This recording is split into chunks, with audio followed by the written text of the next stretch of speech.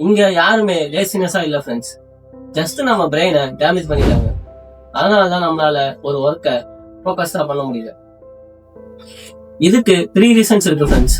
And first 2 ரீசன்ஸை நான் சொல்லும் போதே நான் சொல்றது உங்களுக்கு கரெக்ட்னு ஃபீல் ஆகும். அண்ட் தேர்ட் ரீசன், அதுதான் உங்க லைஃபையே கண்ட்ரோல் பண்ணிட்டு இருக்கு. அதுக்கு சொல்யூஷன் தெரிஞ்சா உங்க டைம், உங்க லைஃப், உங்க ஃபோக்கஸ்ன்னு எல்லாமே சேஞ்ச் ஆகும். ஸோ லாஸ்ட் வரைக்கும் இந்த வீடியோவை ஸ்கிப் பண்ணாம பாருங்க. ஃபார் எக்ஸாம்பிள், ஒரு இமேஜினேஷன் ஃப்ரெண்ட்ஸ். நீங்க ஈவினிங் டைம்ல வீட்டில் இருக்கீங்க. டைம் வந்து அப்போ 6 o'clock. ஒரு ஒர்க் பண்ணலான்னு உட்காறீங்க. ஆனா போன் எடுத்து இன்ஸ்டாகிராம் ஓபன் பண்ணி ஒரு ரீல பாக்குறீங்க. அப்படியே இன்னொன்னு தள்ளிட்டே போறீங்க. அப்படியே ஒரு 2 hours போயிடுச்சு. 8 o'clock ஆயிடுச்சு. அப்ப நீங்க யோசிக்கிறீங்க, நான் இவ்வளவு நேரம் என்ன பண்ணிட்டு இருந்தேன்னு. ஆனஸ்டா சொல்லுங்க, இது உங்களுக்கு நடந்திருக்கா இல்லையான்னு. சோ இதுக்கான ரீசன்ஸை பத்தி இப்ப பார்ப்போம். ஃபர்ஸ்ட் ரீசன், உங்க பிரெயின் இன்ஸ்டன்ட் டோபமைனுக்கு அடிக்ட் ஆயிடுச்சு.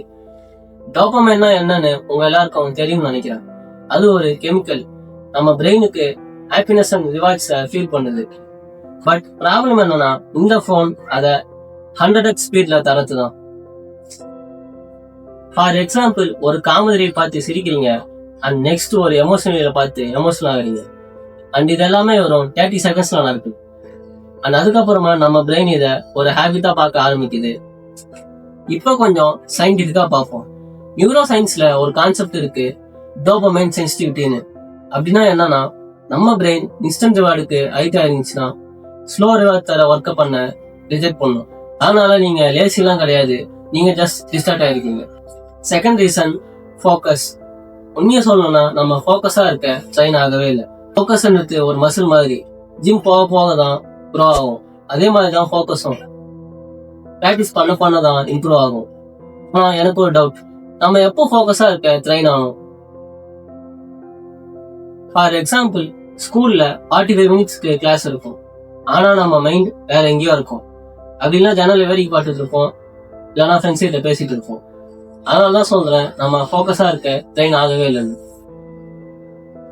ஆக்சுவலி ஒரு ஸ்டடீஸ்ல என்ன சொல்றாங்கன்னா, இப்போ நம்மளோட ஆவரேஜ் அட்டென்ஷன் ஸ்பேன் வெறும் 47 seconds தான். ஆனா 10 வருஷத்துக்கு முன்னாடி இது 2.5 minutes இருந்துச்சு. ஸோ இது எப்படி இவ்வளவு கம்மியாச்சுன்னு தெரியுமா? எல்லாம் இந்த போனாலதான். ஸோ நீங்க ஒரு விஷயத்த ஸ்டார்ட் பண்ணுவீங்க, பட் கண்டினியூ பண்ண முடியாது. பிகாஸ் உங்க ஃபோக்கஸ் மசில் வீக்கா இருக்கு. அதனாலதான் நீங்க யோசிப்பீங்க, நான் லேசியா இருக்கேன். நீங்க லேசியாலாம் இல்ல, ஆனா நீங்க ஃபோக்கஸா இருக்க ட்ரெயின் ஆகவே இல்லை. ஆனா இதுவும் மெயின் ரீசன் இல்ல. அப்புறம் வேற எதுதான் மெயின் ரீசன் கேட்டீங்கன்னா, மெயின் ரீசன் உங்களை சுத்தி இருக்க என்வரன்மெண்ட் தான். இப்போ நீங்க இந்த வீடியோவை போன்ல பாக்குறீங்க, அது ஓகே. பட் அப்படி பார்க்கும்போது உங்க மைண்ட் எங்க இருக்கு? நோட்டிபிகேஷன் வருதான்ட்டு செக் பண்றீங்களா? அப்படி பண்ணா அதுதான் மெயின் ப்ராப்ளம். ஸோ ப்ராப்ளம் உங்க போன்ல இல்ல, பட் அந்த நோட்டிபிகேஷன்ஸ் தான் உங்க ஃபோக்கஸை கீப் பண்ணிட்டு இருக்கு. ஸோ ஃபோக்கஸ்டா இருக்கணும்னா டிஸ்ட்ராக்ஷன்ஸை கம்மி பண்ணணும்.